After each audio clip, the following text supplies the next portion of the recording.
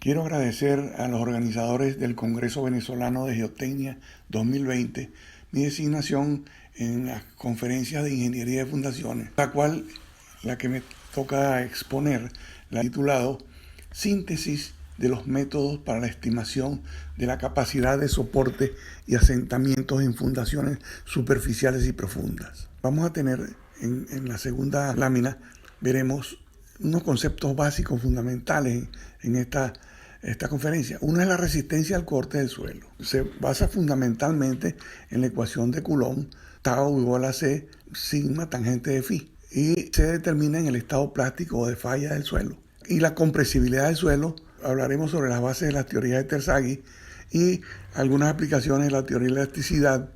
Ambos procedimientos se determinan parámetros en el rango elástico de los suelos.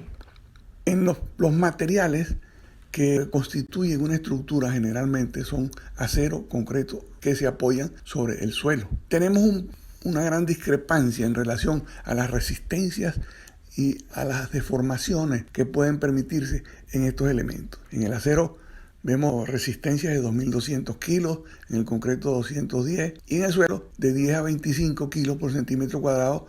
Estos son esfuerzos de falla. Para módulos de elasticidad de 2.1 por 10 a la 6 en el acero, 2.1 por 10 a la 5 en el concreto, 2.1 por 10 a la 2 en el suelo. Para deformaciones unitarias de 0,5 a 1 por 1000 en el acero, de 2 a 3 por 1000 en el concreto y de 3 a 20% en los suelos, en el momento de la falla. Esto crea un problema y gran parte de las interpretaciones y diseños tienen que ver con este problema de diferencias de resistencia y de deformaciones en los suelos. Por supuesto que para cualquier diseño que tengamos que hacer, necesitamos conocer los parámetros geotécnicos del suelo sobre el cual se apoyará la fundación, entre ellas sus propiedades físicas, tales como granulometría, plasticidad, peso unitario, gravedad específica, etc. Y sus propiedades mecánicas, como son resistencia al corte, por corte directo, compresión triaxial de sus diferentes formas, veletas de laboratorio, conos de laboratorio, etc. También con pruebas de campo realizadas para este propósito. La compresibilidad es otro parámetro muy importante de conocer, para lo cual utilizamos los valores deducidos de la teoría de la consolidación de Terzaghi, también la medida de módulos de deformación en el rango elástico en ensayos triaxiales, etc., según sean tangentes o secantes, y módulos deducidos de pruebas geofísicas, entre otros. Las pruebas en sitio más utilizadas son la prepenetración estándar, el Cone Penetration Test, el piezocono, presiómetro de Menard, dilatómetro, veleta y pruebas sísmicas. Sobre esta base determinaremos las estimaciones de los parámetros geotécnicos de los suelos. En Venezuela, lo más utilizado es el Standard Penetration Test, el SPT. Sobre esta base podemos encontrar los valores de fricción del suelo en función de los valores del N160. El N160 es el valor del NSPT corregido por profundidad y por energía, cuyos factores de corrección se dan aquí en esta fórmula, y con valores de N160 y con la clasificación unificada del suelo, nosotros podemos estimar los valores de fricción de suelos no cohesivos, es decir, granulares. En el caso de suelos cohesivos, en la próxima lámina veremos que la correlación de compresión sin confinar en relación con la prueba de penetración estándar de una investigación que se hizo en el Valle de Caracas, en una sección norte-sur, aprovechando una investigación para una línea del metro, donde se encontraron estas correlaciones: arcillas de baja plasticidad, de mediana plasticidad y de alta plasticidad. Sobre esta base, también en la literatura se consiguen fórmulas de corrección para encontrar CSU en función del Standard Penetration Test, que va entre 350 y 650 NSPT en kilonewton por metro cuadrado y un valor promedio de 4,4 NSPT en unidades de kilonewton. En estas correlaciones de compresión sin confinar no se corrige el Standard Penetration Test. Volviendo al problema de deformaciones que tenemos planteado en la tabla anterior, vamos a tener unas ciertas definiciones. ¿A qué denominamos fundación en geotecnia? Al suelo sobre el cual se apoya una estructura. y las consecuencias que de él se derivan. Entre ellas están las deformaciones que puede haber entre cimientos. Por ejemplo, un cimiento se puede asentar más que otro, donde nos produce un asentamiento diferencial y una distorsión angular adicional a la normal que puede tener la estructura debido a las cargas. Esa distorsión teta es el asentamiento diferencial dividido entre la longitud del tramo del pórtico que estamos considerando. En la próxima figura, visto desde el punto de vista de un bloque, puede ser un asentamiento uniforme en el cual no hay problemas de distorsión en la estructura, sino más bien de las instalaciones que puedan llegar a ese sitio, y puede haber el diferencial similar al que vimos anteriormente entre dos fundaciones, donde la diferencia de asentamiento entre los dos apoyos nos da un diferencial de asentamiento que, dividido entre la longitud del pórtico, nos da la distorsión angular. En otro caso, podemos tener también diferencias de asentamiento tanto en los apoyos como en la losa, probablemente donde se apoya el cimiento, donde el asentamiento máximo menos el mínimo dividido por la longitud es la distorsión angular. Sobre la base de esta definición, Bjerrum hace tiempo hizo unas investigaciones midiendo el asentamiento diferencial en diferentes estructuras y encontró varias cosas. En principio, que el asentamiento diferencial en general es aproximadamente las 3/4 partes del asentamiento máximo medido o estimado para una estructura. Y el asentamiento tolerable por cualquier estructura, de acuerdo a la definición de estos límites que tenemos aquí, viene dado por esta relación de delta L sobre L, y esto nos permite deducir cuánto puede ser el asentamiento máximo permisible en una estructura cualquiera, como por ejemplo el límite de seguridad en edificios en los que no se admiten grietas, como puede ser un edificio de laboratorios clínicos donde se produce medicina, estas cosas pues muy delicadas. En general, en los edificios aporticados de habitaciones, colegios, etcétera, las distorsiones vienen del orden de 250 a 300, son tolerables por esos edificios. Es importante definir los tipos de fundaciones. Fundación superficial se define como aquella donde la profundidad del cimiento dividido entre el ancho, es decir, la menor de las dimensiones, es igual a menor que 1. La fundación profunda es cuando la profundidad de la punta de cualquier fundación profunda dividida entre el ancho es igual o mayor que 5. Y fundaciones entre estos límites se denominan fundaciones semiprofundas que tienen un tratamiento especial. Las fundaciones superficiales son aquellas, ya estamos definidas, las podemos analizar para suelos no cohesivos en arena o arenas, para suelos cohesivos y para suelos con cohesión y fricción. A la derecha ven ustedes los diferentes tipos de fundaciones superficiales, cómo repartir la carga de las columnas al suelo en fundaciones aisladas, en tiras, combinadas y en placas, que es donde concurren todas las columnas o elementos de apoyo de una estructura en un elemento de fundación único. Las fundaciones superficiales en arena se analizan en función del ángulo de fricción del suelo, tomando una cohesión 0, sin cohesión y con su peso unitario. En los análisis de capacidad de soporte de las fundaciones superficiales en arena, se parte de un suelo denso cuya densidad relativa debe ser igual o mayor del 67%. Pero también se han presentado casos, o se presentan casos, donde la densidad relativa es menor, no se desarrolla completa la superficie de deslizamiento por debajo del cimiento. En este caso se produce una falla parcial y en el caso extremo, para la densidad relativa muy baja, se puede producir el punzonado del suelo debido a la carga de la fundación. Esto lo vio Terzaghi y en su análisis y en su fórmula lo resolvió poniendo un factor de reducción a los diferentes términos de su ecuación. Ya más recientemente se puede ver en la próxima lámina, podemos ubicar dónde está nuestra fundación en función de la densidad relativa y de las propiedades geométricas del problema, dónde puede estar nuestra fundación. Para estimar, en la próxima lámina vemos la densidad relativa. Se puede estimar por muchas fórmulas, todas son válidas. Esta es una de las más sencillas, desarrollada por Kulhawi, donde en función de la prueba de penetración corregida se encuentra un valor de densidad relativa. Y Besic, pensando en lo de Terzaghi y en el problema de la mayor compresibilidad del suelo, propone una corrección del ángulo de fricción debido a la compresibilidad del suelo, cuya fórmula es la que se ve aquí y donde el factor de reducción, el factor de corrección por densidad relativa, este es 0,67 más densidad relativa menos 1/2 densidad relativa al cuadrado. De esta forma, nosotros podemos introducir en las ecuaciones de capacidad de soporte este ángulo de fricción y estamos tomando en cuenta el factor de densidad relativa inferior al 67% establecido como límite por Basic.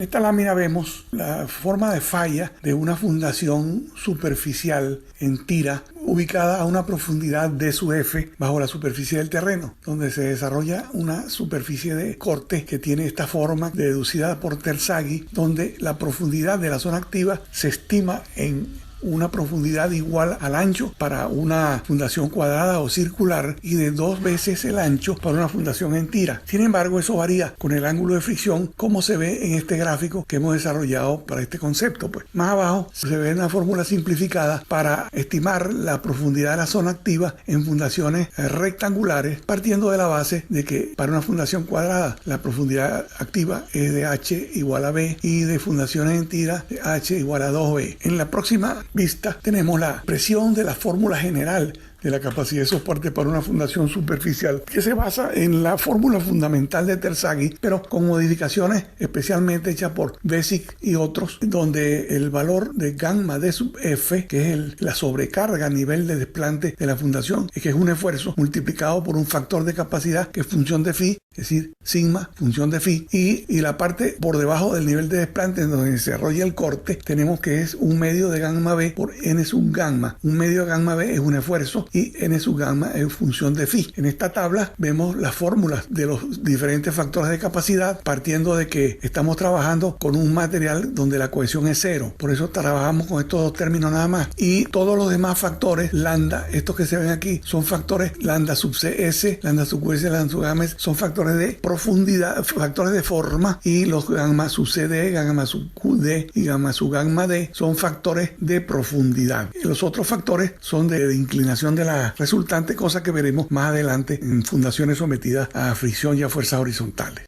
Basic propone un factor de rigidez, que es la primera de las fórmulas que se presenta en esta lámina, que es I sub R, función del módulo de corte del material de fundación, donde este I sub R viene a sustituir lo que habíamos hablado sobre el ángulo de fricción modificado anterior para considerar estas cosas. Todo esto termina en un nuevo factor que hay que añadir a la fórmula anterior, que es el lambda sub gamma c, lambda sub qc y lambda sub cc para los diferentes términos de la fórmula anterior. Estos se calculan con las fórmulas que están en sombreado y por el procedimiento descrito a continuación. Hasta ahora hemos hablado solo de la resistencia por fricción, la resistencia al corte de una fundación, cuyo valor de carga última dividido por un factor de seguridad sería la carga segura al corte. Normalmente este factor de seguridad es igual a 3 o mayor de 3. Sin embargo, lo más importante en las fundaciones en arena es estimar el asentamiento. Vamos a emplear una fórmula deducida por Meyerhoff y por Bowles, que son función de la prueba de penetración estándar. La primera fórmula, la que te vemos aquí, es un factor multiplicado por el valor N160 en la zona activa del cimiento. De ahí la importancia de conocer la profundidad de la zona activa, multiplicado por un factor de profundidad y un factor de forma. Aquí está el factor de forma desarrollado un poco más abajo. El factor de forma es función de la geometría del cimiento. Esto está desarrollado para un asentamiento del orden de 2,5 centímetros. Para asentamientos mayores o menores se emplearía la fórmula inmediatamente inferior para asentamiento admisible, para asentamiento mayor de 2,50, donde se modifica el valor de la carga admisible por ese factor. Para un asentamiento mayor, una carga admisible mayor; para un asentamiento menor, una carga admisible menor.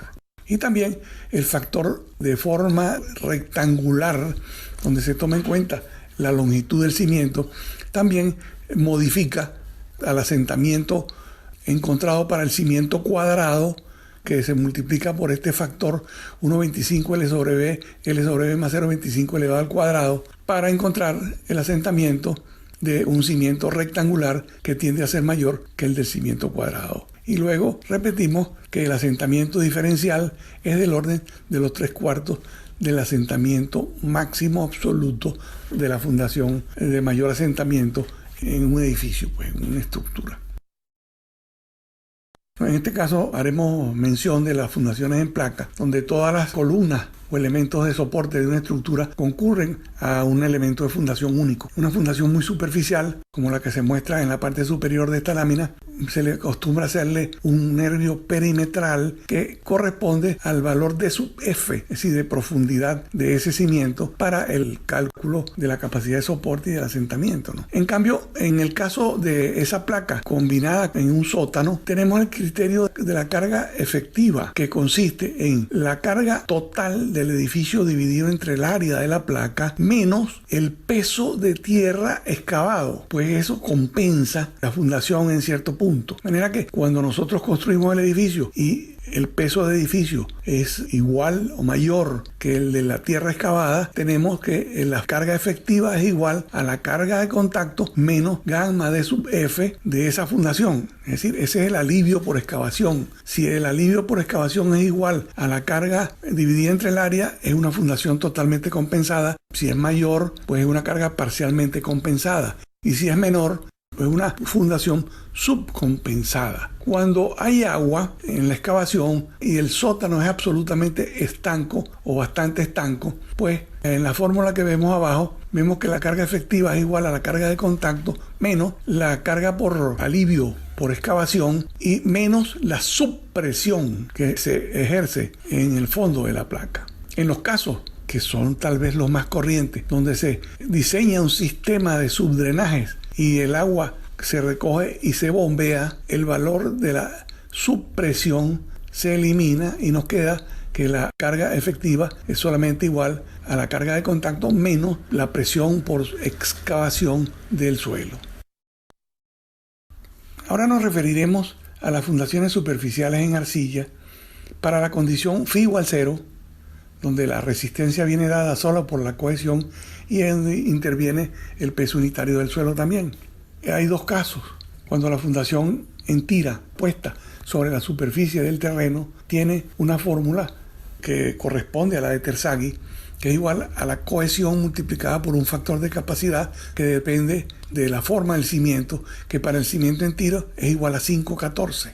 Cuando el cimiento está enterrado y no es en tira, la fórmula se permanece en la fórmula, pero el factor de capacidad sería 5/14 multiplicado por un factor de forma y por un factor de profundidad que se ve en la tabla anterior que vimos, lo cual daría la carga de falla del cimiento en arcilla.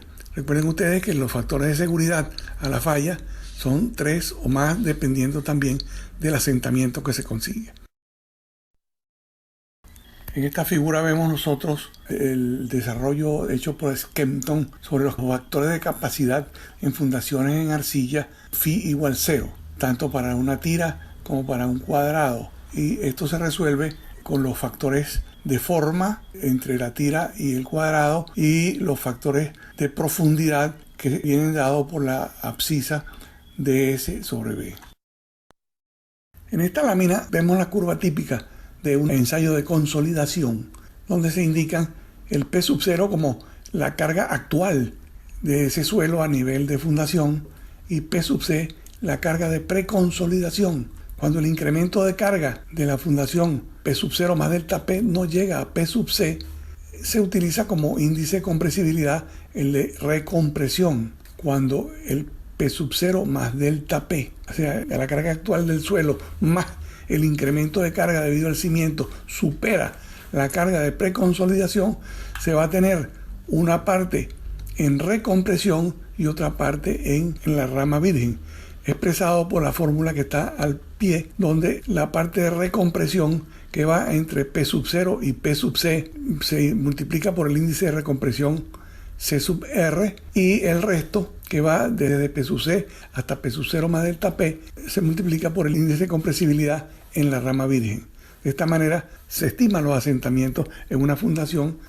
En la próxima lámina veremos las fórmulas de Boussinesq para encontrar los incrementos de carga, o la distribución aproximada de Terzaghi, donde el cimiento distribuye su carga en profundidad según una pendiente de 2 vertical por 1 horizontal, donde la carga en la superficie se va a distribuir en un área mayor, lo cual nos daría el esfuerzo que se utilizaría para calcular el asentamiento en una profundidad cualquiera.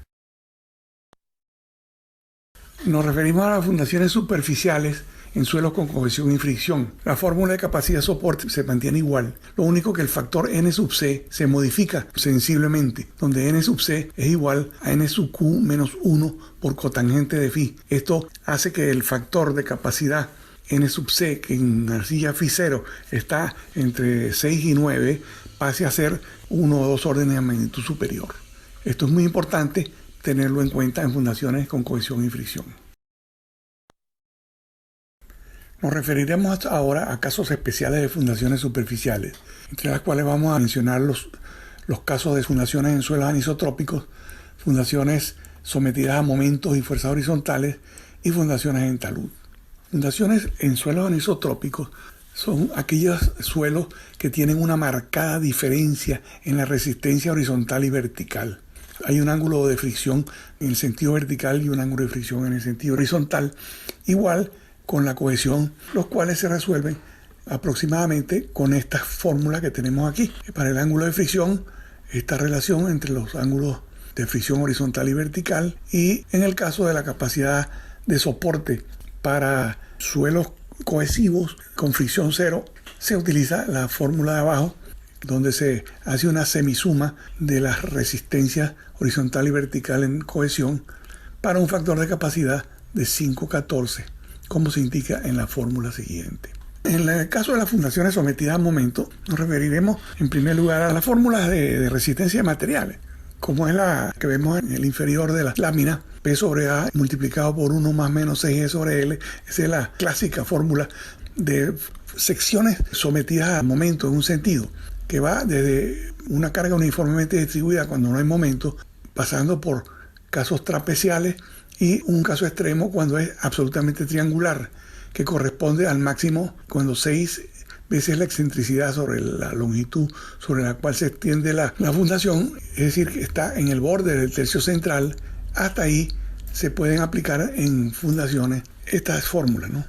Cuando la excentricidad es mayor de 6e, es decir, que se sale del tercio central, se aplica un artificio en el cual se considera que la distribución triangular, donde hay una parte del cimiento que no trabaja, que se tiende a levantar, y que esa distancia X del sólido de esfuerzos viene dado por lo siguiente. El centro de presiones va a estar ubicado en el centro de gravedad del sólido de presiones. Por lo tanto, X tercios sería la distancia al centro de presiones, que a su vez es igual al ancho o al largo por L medio menos la excentricidad, lo que nos daría un despeje del valor de X de 3 que multiplica a L medios menos E. Aquí tenemos un caso en la que hay excentricidad y también una fuerza horizontal. En el caso de la excentricidad, Meyerhoff encontró que la distribución debajo de una fundación tiende a ser aproximadamente uniforme en una parte de la longitud de la fundación, igual a L', donde la nueva dimensión es igual a la longitud inicial menos 2 veces la excentricidad. Y eso nos da una carga equivalente uniformemente distribuida, igual a la carga vertical dividida entre el ancho por la longitud o por la dimensión que se esté aplicando el momento. Y en este caso tenemos que se trata de una fundación inclinada, 28,5 grados en este caso, y ese diagrama inclinado es el que nos da los factores lambda sub ci, lambda sub gamma i y lambda sub qi en la fórmula general de la resistencia de una fundación superficial que vimos en láminas anteriores. En la primera lámina se presenta una fórmula modificada por Meyerhoff para la capacidad de soporte de un cimiento, que viene dado por un factor de capacidad n sub cq y un factor de capacidad n sub gamma q. Utiliza solo 2 términos.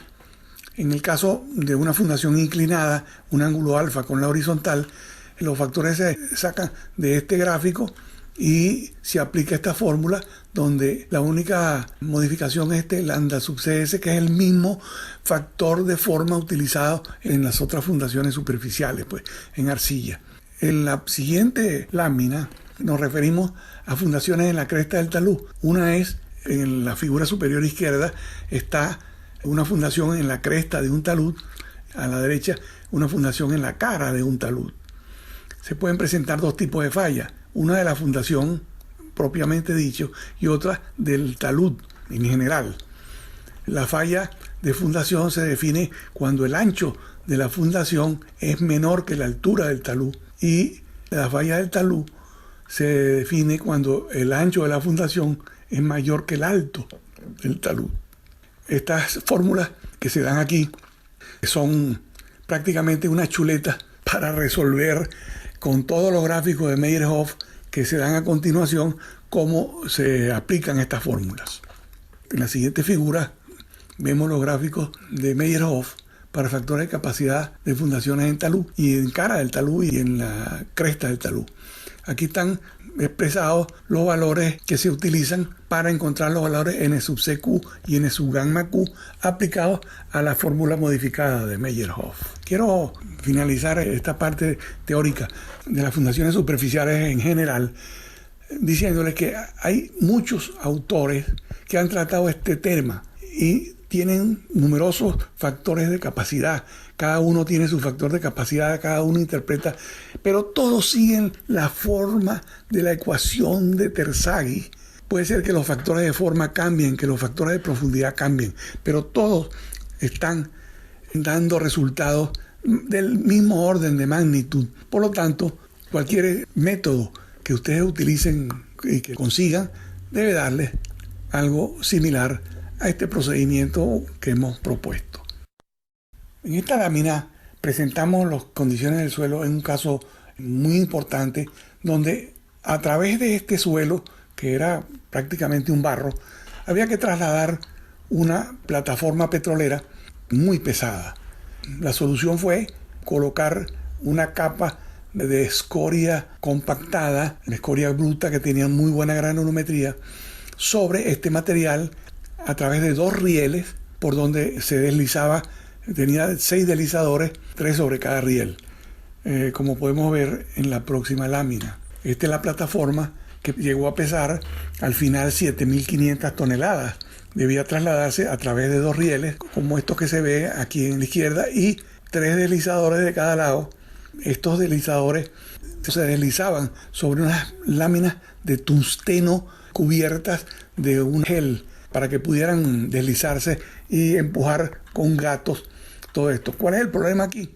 La fundación. La fundación eran unos durmientes que se hicieron específicamente para este caso y que repartieran esas cargas sobre la escoria. En la figura izquierda pueden ver ustedes que en el sitio de construcción donde arrancamos ya hubo un pequeño asentamiento que lo compensaron los gatos a la hora de levantar, pero cuando se vino hacia el muelle donde había que embarcar la plataforma, prácticamente no hubo asentamiento. En algunos casos los durmientes no dejaron ni siquiera huella sobre la escoria compactada. La carga por deslizador era del orden de 1.250 toneladas. Este es un caso de la vida real y donde aplicamos pues todas estas fórmulas anteriores para estimar la capacidad de soporte de estos elementos y darles dimensiones. A continuación nos referiremos a las fundaciones sobre pilotes. Existen dos tipos fundamentales de pilotes: los pilotes sin desplazamiento, excavados y vaciados en sitio, o perfiles achincados que tienen poca desplazamiento y tienden a descomprimir el suelo. Segundo, pilotes con desplazamiento, es decir, pilotes hincados. En esta lámina vemos varios tipos de pilotes hincados. Los pilotes prefabricados de acero y de concreto, hay varios tipos, pues dependiendo del fabricante, etcétera, y de resistencias también diferentes. En la próxima estamos viendo el procedimiento muy simplificado de cómo es el proceso para la excavación y vaciado de pilotes en sitio. Se trata generalmente de una máquina rotativa y luego de un vaciado un embudo de trompa larga, le llaman trompa de elefante, y con su acero, etc. También se pueden hacer pilotes de base ensanchada vaciados en sitio.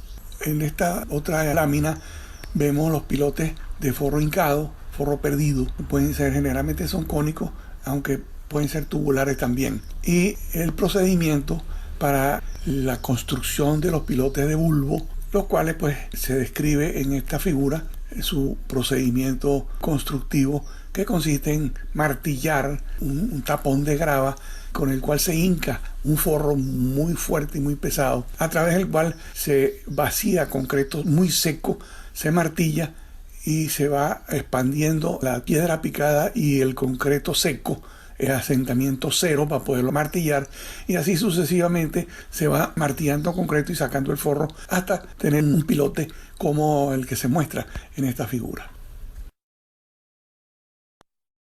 A continuación veremos cómo se procede con el cálculo de la capacidad de soporte de un pilote. Se divide entre una carga, que es la presión que se ejerce en la punta del pilote, que es lo que se llama carga de punta, es decir, esa presión multiplicada por el área de la punta, es la carga de punta Q sub P, y la presión que se ejerce en el fuste multiplicado por el área lateral del fuste es lo que se llama la carga por fricción o adherencia. En la próxima figura se ven los resultados de unas pruebas de carga donde se define también la carga última, pero la carga admisible se dice que es la punta sobre 3 más la fricción sobre 2. Eso tiene sus razones, y hay otros autores que dicen que es la punta sobre 3 más toda la fricción.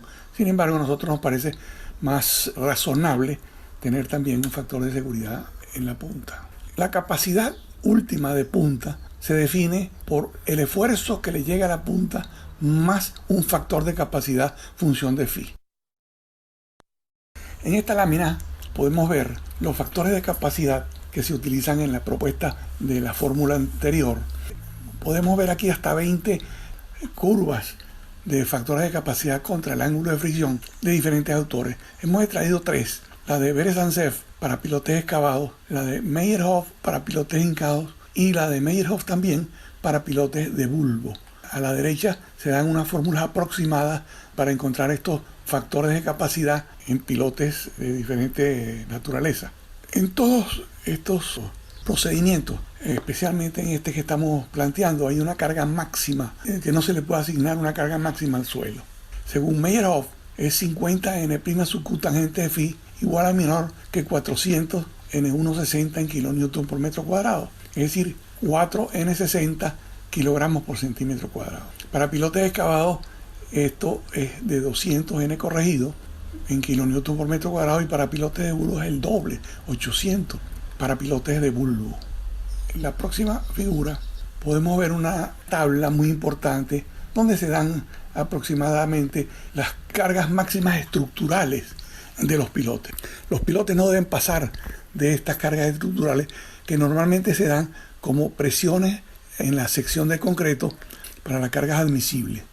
Aquí lo vemos para pilotes hincados, pilotes de bulbo, pilotes excavados y vaciados en sitio, para diferentes calidades de vaciado y de inspección. Y también se dan pues las tensiones máximas en las secciones de concreto a la falla. En estas notas se indican aquí el tipo de inspección que se debe tener para poder asignarle a los pilotes excavados las presiones en la sección de concreto en su carga admisible. En esta lámina se resume las recomendaciones de Meyerhof, que es el método que estamos exponiendo. Meyerhof dice que a partir de una profundidad que él llama crítica, el esfuerzo geostático tiende a hacerse constante. De manera que a la punta le llega lo que está a partir de esta profundidad crítica, que viene dada por estas fórmulas que están aquí y de acuerdo al diámetro del pilote. Y luego dice que la zona activa del pilote viene siendo 2 diámetros por debajo y 2 diámetros por encima de la punta. De manera que desde 5 diámetros por encima de la punta hacia abajo, el pilote se considera muy comprometido en la carga de punta, por lo tanto no se toma en cuenta para la fricción, como veremos más adelante. Aquí vemos un pilote donde la penetración en el estrato portante, LE, es mayor que la longitud crítica sobre 2. Meyerhoff dice que la penetración debe ser de 4 diámetros o de la longitud crítica entre 2, el mayor de los dos. Entonces, si la longitud efectiva es menor que la crítica, se utiliza el factor de capacidad N' sub Q2 que vemos aquí en la zona verde, proveniente de las gráficas de factores de capacidad. Si la longitud efectiva es menor que la crítica sobre 2, vamos a tener que modificar el factor de capacidad por un N segunda sub Q, cuya fórmula está expresada aquí en función del N' sub Q de Φ sub 1, que es el suelo superior con ángulo de fricción menor que el de suelo inferior, y en función de la penetración efectiva en relación con la crítica entre 2. Este factor de capacidad, NQ1, es el factor de capacidad para el suelo 1, y el NQ2 es el factor de capacidad para el suelo 2. En esta lámina vemos cómo se desarrollan los esfuerzos en un pilote cuya penetración efectiva es menor que la crítica, entre 2 o menor que 5B. Si el pilote se queda en el suelo superior 1, tiene una resistencia. Si penetra en el suelo 2, tiene una resistencia mayor, pero que no se da de inmediato, sino a través de una transición a lo largo de una profundidad igual a 5 veces el diámetro o un medio de la longitud crítica sobre 2, como se indica aquí. Este sería el sigma sub 0 a emplear en la fórmula de capacidad de soporte con el N' sub Q. En esta lámina vemos el planteamiento del cálculo de la capacidad por fuste o por fricción de un pilote en suelo granular. Viene dada básicamente por el esfuerzo efectivo a la profundidad que queramos calcularlo, por el coeficiente de empuje de tierra y por la tangente de delta, siendo delta la fricción entre el suelo y el pilote. El coeficiente de empuje de tierra para pilotes excavados es el de reposo, K igual a 1 menos 0 de phi. Para pilotes hincados es 1.8 K sub 0, y para pilotes hincados de bajo desplazamiento 1.4 K sub 0. En esta figura vemos cómo también sucede que para la fricción el esfuerzo efectivo vertical se hace constante a partir de una profundidad entre 10 y 20 veces el diámetro. Hemos tomado 15B como un promedio, y de ahí en adelante el esfuerzo sigma B para calcular la fricción pues es constante. En los 5 diámetros de la punta hacia arriba no se toma en cuenta la fricción del pilote, ni en el 1,5 metros superior, pues se considera que esta parte está perturbada por el procedimiento constructivo del pilote, tanto en pilotes hincados como pilotes excavados, independientemente del diámetro. Finalmente, tenemos que la carga última del pilote, repetimos, es igual a la carga de punta más la carga por fricción a la falla, siendo la carga de punta pues la presión en la punta por el área de la base, y la fricción el esfuerzo promedio por el área lateral considerada en el tramo de pilote que se está calculando, pues. Y finalmente la carga admisible por resistencia al corte por falla es la punta sobre 3 más la carga lateral por fricción sobre 2, como ya se dijo anteriormente. Ahora nos referiremos a los pilotes en arcilla. También se refiere a una carga de punta y una carga por adherencia en el fuste. También la carga última será la carga de punta más la carga por adherencia, y los cálculos de Q sub P y Q sub S tienen la misma forma que para pilotes de fricción. La carga de punta es igual a 9 veces la cohesión, de acuerdo a gráficos de Skempton de hace tiempo. Y la carga por adherencia es igual a la cohesión en la zona del fuste por un factor de adherencia alfa. Dicho factor de adherencia lo veremos más adelante. Y para pilotes rectangulares o oblongos hay una relación de 750 por el factor de forma que vemos aquí abajo, multiplicado también por C sub U. Este factor de forma es igual o menor que 9. En la próxima lámina vemos el factor de adherencia citado alfa. Aquí tenemos la primera versión que salió de alfa, que se debe a Tomlinson, y una más moderna que es de Chen y Kulhawi, cuya fórmula se expresa aquí a la derecha. Está dentro de los rangos de la cantidad de fórmulas de adherencia que se tiene. Esta es la solución que da Meyerhoff para los suelos con cohesión y fricción, donde lo que varía el factor de capacidad N' sub C para pilotes, donde es igual a N' sub Q menos 1 por cotangente de phi. Y aquí se dan diferentes curvas, tanto para pilotes como para cimientos cuadrados y en tira, bajo esta condición de N sub C igual a N sub Q menos 1 por cotangente de phi. En esta lámina se presentan la capacidad de soporte según otros autores. Por ejemplo, en esta lámina que tenemos aquí se presenta la fórmula de Jambu, que tiene la misma expresión, sin embargo sus factores de capacidad son diferentes, aunque el factor de cohesión con suelos con cohesión y fricción es la misma que venimos trabajando. Este procedimiento es bastante bueno para pilotes con poca penetración en el estrato portante. En la próxima tenemos los factores de capacidad según Coyle y Castello, que aplica la misma fórmula, pero con sus factores de capacidad. Esto se refiere a la estimación de la carga admisible de un pilote según el criterio del asentamiento admisible, desarrollado por O'Neill y Rees. Esto lo consideramos uno de los adelantos más importantes que se ha tenido en los últimos tiempos. Aquí Rees y O'Neill presentan unos gráficos en los cuales se pueden establecer los asentamientos de acuerdo al factor de seguridad, a la fricción y a la falla de la punta, y eso permite pues condicionar el diseño en ese sentido. Igualmente en la próxima lámina se presentan los gráficos también de Rees y O'Neill para suelos granulares. El de la izquierda es para el caso de la fricción y de la derecha para el caso de la punta. Los asentamientos estimados de cada uno se suman y ese es el asentamiento total que se estima para este caso. Esto es algo sumamente importante y que debe ser estudiado en detalle en cualquier caso. Aquí se plantean fórmulas para calcular el asentamiento elástico en pilotes. En la fórmula superior se plantea la suma de las cargas de servicio por punta y por fricción multiplicado por la longitud dividido entre el área del pilote por su módulo de elasticidad. Y aquí hay un factor epsilon que varía de acuerdo a ciertas condiciones del pilote. En la fórmula inferior se ve el cálculo similar, pero para pilotes de punta. Nos referiremos a continuación a los pilotes hincados. Los pilotes hincados se controlan a través del número de golpes del martillo según algunas fórmulas de Inca. La fórmula más antigua es la fórmula del Engineer's News Record, que es la que tenemos aquí a la derecha, que es donde depende del peso del martillo, la altura, la penetración en el último golpe y una constante para el tipo de martillo. Luego está la fórmula de Gates, que es un poco diferente, porque habla de la eficiencia del martillo.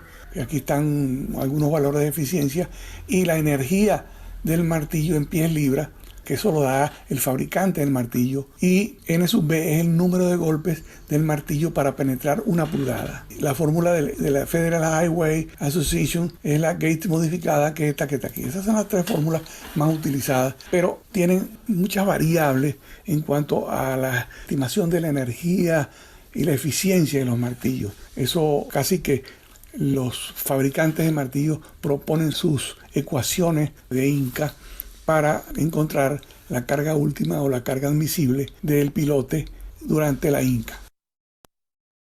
Nos referiremos ahora a los grupos de pilotes. Se define la eficiencia de un grupo de pilotes como la carga última del grupo de pilotes dividido entre la sumatoria de la capacidad de carga de cada uno de los pilotes, pues. Experiencias recientes demuestran que las fórmulas propuestas para encontrar la eficiencia son muy conservadoras, como lo indica la línea inferior de este gráfico, y las líneas superiores son las que corresponden a pilotes con cabezal y sin cabezal. La próxima figura se propone encontrar la eficiencia del grupo de pilotes. El gráfico superior izquierdo es debido a Meyerhoff, donde entrando con la separación de centro a centro de los pilotes y definiendo el tamaño del grupo de pilotes y la longitud de los pilotes, se puede encontrar el valor de eficiencia estimado para esto. Sin embargo, en asentamientos en grupos de arena, especialmente pilotes de punta, lo que priva es el asentamiento del grupo, porque en arena, a medida que los pilotes están más cerca, la capacidad última aumenta, porque trabaja un bloque más grande de suelo, pero el asentamiento aumenta. Entonces aquí tenemos que el asentamiento estimado para un grupo de pilotes es igual a esta fórmula que está aquí, donde cada uno de los factores se definen aquí abajo. De manera que es importante ver que, por ejemplo, pilotes separados, 3 diámetros centro a centro, y de 3 filas, por ejemplo, un grupo de 3x3, separados 3 diámetros centro a centro, pueden asentarse hasta 6 veces y media lo que se asentaría un pilote individual. Y el factor de seguridad sería del orden de 11 multiplicado por el diámetro del pilote. En la próxima lámina vamos a ver los equipos que se están utilizando hoy en día, que son sumamente importantes y que permiten aligerar la construcción de pilotes tanto hincados como perforados. En este caso vemos un martillo de 10 toneladas que pueden llegar a ser de 15 o más toneladas. En la próxima figura vemos los aparejos de perforación de máquinas rotativas, donde vemos un espiral y un bucket o cubo de rotación, el cual tiene unas uñas en el fondo que cuando se llena el cubo se aparta hacia un lado, se le abre el fondo y se saca la tierra que lleva adentro. En esta foto siguiente verán ustedes equipos para perforar en roca, donde las puntas del auger que está a la izquierda son puntas de tungsteno, y en este caso el de la derecha es un tubo rotativo con puntas también muy rígidas de alta abrasión de tungsteno y aceros especiales. En la siguiente vemos para perforación en roca dura aparejos de mayor capacidad de penetración, y que si ustedes ven este tubo que está aquí en la foto de la derecha, eso es para hacer la circulación invertida de bentonita y facilitar el trabajo de este tipo de aparejos de rotación. En esta lámina podemos ver los martillos de fondo para perforar a rotopercusión en roca muy dura. Son sencillamente el mismo principio de los barrenos para perforar en tacos de dinamita o para perforar anclajes, pero aquí se tienen elementos hasta de 36 pulgadas de diámetro, y tengo entendido que puede haber hasta mayores diámetros. Aquí pueden ver ustedes la marca Numa, que se especializa en este tipo de martillos. En esta lámina se ve el trabajo de una almeja para secciones rectangulares cuyo muro guía se ve a la izquierda. Esta almeja puede tener forma rectangular para excavar rectangular, como forma oblonga también. Y en la próxima figura vemos la construcción de esta pila, donde hay una armadura de cerca de 30 metros de largo que se iza y se mete en el hueco dejado por la excavación. En la extrema derecha vemos la colocación del tubo Trimi para el vaciado de la pila, y en la inferior izquierda vemos el vaciado del concreto a través del tubo Trimi hasta el fondo de la pila excavada. En esta lámina vemos un caso muy particular donde hubo que construir pilotes de más de 50 metros a través de enormes espesores de suelos inestables, como son limos y arenas muy sueltas y arcillas muy blandas. Este forro se hincó hasta con martillo vibrador hasta encontrar el rechazo en el suelo duro, a partir de donde se perforó por dentro con equipo rotativo apropiado para luego vaciar el pilote hasta la superficie. Este va a ser la pila de un puente. En la próxima figura vemos la perforación a rotación de un pilote de acero a través de roca meteorizada de difícil perforación, y aquí vemos ya terminado el proceso hasta la profundidad indicada en los estudios y aprobada por la inspección. Buenas tardes, muchas gracias por su atención y hasta luego.